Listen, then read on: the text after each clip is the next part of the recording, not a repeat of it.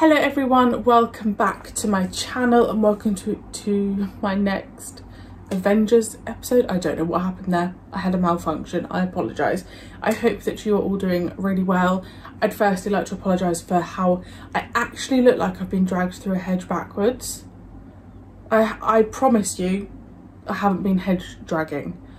I don't know why I look like this. So genuinely, if you are disturbed by it, me too.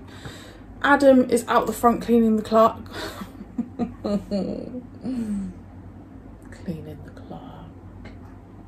Cleaning the car.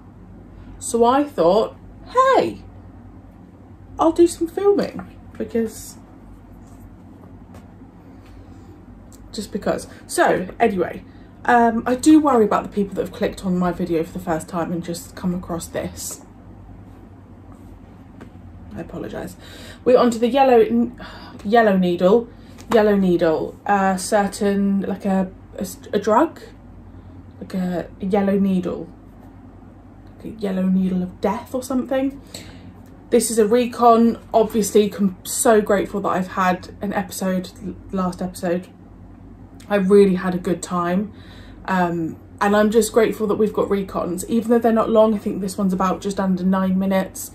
I'm just so grateful that I have some visual, and I do think someone said that the recons get longer, which is great. I haven't listened to the audio, and I won't have by the time that this episode goes up on YouTube. But as always, I will always listen to the audio. It just may not be by the time you've watched this. Yeah. With regards to full lengths will start when I start series 2 and I just have a continuous episodes. So I will be putting the full lengths over on Patreon on the Ep.16 tier, because I know that some of you would like to watch it, which is so wonderful. And I always try and put the full lengths out for shows, because you guys seem to love it, but that won't start until series 2. It just makes sense. Let's go.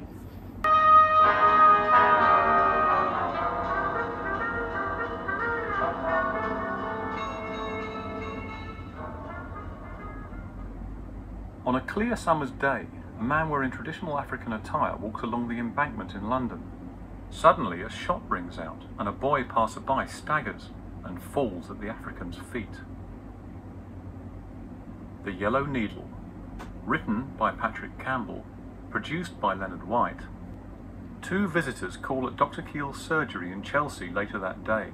The African man, Sir Wilberforce Lungi, and his personal assistant, Jaquetta Brown. Sir Wilberforce is the Prime Minister of an African country, Tenebra, which is due to receive its independence in a matter of days. What a name. He had been a surgeon prior to his success in politics, and Keel had worked with him at a hospital in the Tenebran capital. Okay. Sir Wilberforce is diabetic and has his doctor friend perform a medical checkup. Keel completes the examination and, after a pleasant evening's reminiscence, the guests return to their hotel. The next morning, 2 policemen are on duty outside Sir Wilberforce's suite. The senior officer, Inspector Anthony, calls at the door and is horrified to discover from Jaquetta that the visiting dignitary has snuck out for a walk. Jaquetta is unconcerned. She is confident Sir Wilberforce will be returning shortly for his insulin injection. Meanwhile, Keel and Carol are shocked to read in the morning paper of the attempt on Sir Wilberforce's life, something he had not mentioned the previous day. Just then, Steed arrives with his dog Puppy. He wants Carol to look after Puppy while he visits Tenebra for a few days, to spy on Sir Wilberforce's opponents and ensure they cannot order any further attempts on the politician's life. Steed suggests that in his absence, Keel might enjoy keeping tabs on Jaquetta Brown, believed to be the power behind the Tenebran throne, and who may know something about the would-be assassins. Keel calls the hotel and arranges a dinner date with Jaquetta. A little later, Sir Wilberforce returns to his hotel and apologises to Inspector Anthony for the trouble he has caused. Why did he sneak out? Jaquetta berates him. Has he forgotten his dinner date with the colonial secretary? Sir Wilberforce apologises, and Jaquetta administers his insulin injection. He tells her that he values her presence and advice, but Jaquetta hints that she may soon wish to move on. The next day, Steed arrives in Tenebra, posing as James Sanderson, a Daily Globe reporter who has come from London to interview Chief By Shebro, leader of the opposition. Shebro makes it clear that he opposes the so-called independence, preferring that all British influence be removed from the country. He is convinced that the Tenebran people are behind him, as Lungi has sold out to the British. Shebro then introduces Steed to Ali, an albino Syrian chemist who is researching new fertilizers. Serious and taciturn, Ali soon makes his excuses and leaves. In London, Keel has taken Jaquetta to a restaurant for dinner. They have a drink at the bar before eating, and Keel compliments Jaquetta on the book she has written about Africa. She thanks him, but lets on that she may soon be leaving Africa for pastures new. Suspicious. In Tenebra, Steed befriends Judith, wife number 4 of Chief By Shebro. It turns out she knows David Keel from his time in Africa, and takes Steed into her confidence. A friend of Keel's is a friend of hers. She warns Steed to be on his guard. Shebro is a bad man. Over their meal in London, Keel and Jaquetta discuss the situation in Tenebra. Keel believes a majority will support independence, but Jaquetta is not so sure. Tenebra is still a tribal country, and most will vote the way their chieftains tell them to, favouring the opposition. Jaquetta begins to fret over being away from Sir Wilberforce for so long, so Keel drives her back to the hotel. At Shebro's bungalow, Why does she need to be so Steed close keeps to up him? appearances, typing his report, but Shebro insists he instead watches a traditional native dance and talks of the changes coming to his country. Sir Wilberforce will not be part of them, he says. As they watch the dancing, Ali lurks behind. Back at the hotel, Jaquetta pours drinks for herself and Keel.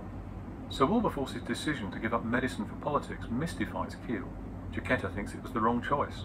She seems to want to open up about a hidden secret, but only articulates a vague plea for help. Several thousand miles away, in his laboratory, Ali examines liquid in a test tube, which is put in a box and taken away. On the veranda, Steed, as Sanderson, makes his farewells. His visit is over. However, Shebro pulls a gun on him. He knows the real James Sanderson, a journalist who is now in Tokyo. Steed is put in one of the bungalow's bedrooms under guard. Shebro is deciding what to do with the agent when his attention is taken by a commotion outside. A guard has intercepted Judith on her way to see Steed. Shebro orders her back to the women's quarters. Meanwhile, Ali speaks to Steed. He is desperate that his achievements be recognised and warns Steed to be wary of a secret organisation called the Condor Society. Members have the letter K branded on their foreheads and are implicated in the attempts to assassinate Sir Wilberforce. When Shebro returns, Ali turns on Steed, saying that he knows too much. However, Shebro is in no great hurry to dispose of his enemy and decides to leave the impostor's fate until the next day. Later that night, Judith attacks the guard outside Steed's room, rendering him unconscious before breaking in. She knows that another attack on Sir Wilberforce is imminent and wants Steed to help prevent it. Steed overpowers another guard on the veranda and makes good his escape. Some hours later in the London hotel, Jaquetta receives a package from the porter. Inspector Anthony enters with Keel and leaves him with Jaquetta and Sir Wilberforce, who has by now retired to bed. The friends chat as Jaquetta prepares the insulin injection. Sir Wilberforce is tired but well. I don't trust her. Keel administers the injection and checks the Prime Minister's pulse as the man falls asleep. The sitting room telephone rings. Steed is calling from Tangier to warn Keel that Sir Wilberforce is in terrible danger. Keel pretends the call is from a London patient, and Jaquetta gives him another drink as a nightcap. But this one is drugged, and Keel soon passes out on the sofa. Early the next morning, Steed arrives at the hotel back from Tangier. Inspector Anthony reports no suspicious activity, but Steed wants to see for himself and knocks at the door of the suite. Jaquetta answers and tries to stall them. Steed forces his way past and finds Sir Wilberforce ill in his room. They revive Keel, who recognises the symptoms of Yellow X, a variant of yellow fever. Organising the antidote, Keel realises that Sir Wilberforce's infection could only have been caught intravenously, and very recently too. Keel must have administered it himself the previous evening, and the only person who could have swapped the files was Jaquetta. Steed grabs her and reveals a K mark on her forehead. Jaquetta is a member of the Condor Society. How good of an episode would that have made? I really liked that. The only thing I've commented on this before is I'm not keen on the narrator. I guess he's trying to give off like a Steed-like manner. That's kind of how I feel he's trying to sound, but he's a bit too monotonous for me. I need a little bit more. I really enjoyed that. There isn't really much to say with these recons, so I am sorry that these episodes are short, but I want to be consistent with my reactions. If I've done the audios, I'm doing the recons, I'm doing the episodes. I want to just get this series 1 done as a completist and not miss out little bits. With regards to Steed travelling, what like, was he just filming in a studio? How was that done? No, I liked that. I really enjoyed that, and I think that would have been a really good episode. It's just, it's crazy how you can take an episode that's however long, 50 minutes, I don't know, 55 minutes, and they could just squash it down to 8 minutes, and it's like, okay. But it's all the filler bits that you need, don't you? All the little conversations that were probably really important in that episode that we obviously just didn't get to see. Well, maybe you guys did.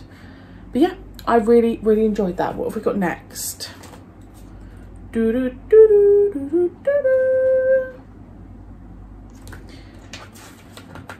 Death on the Slipway? Whoa, I like the sound of that. Recon, episode. 3 more recons, and then we've got an episode. Death on the Slipway. What's a slipway? I don't want to read because it has a little summary in it. Yeah, really enjoyed it. If you're able to just, I don't know, give me any little facts or tidbits about that episode that you're always so wonderful at doing, and I will see you very soon for the next episode. And again, I'm so sorry these are so short, but I liked it. I can't really discuss many more elements because obviously I'm not seeing, you know, the acting or anything like that. But I really enjoyed the episode, and I'm rambling now. I will see you very soon for the next one. Bye.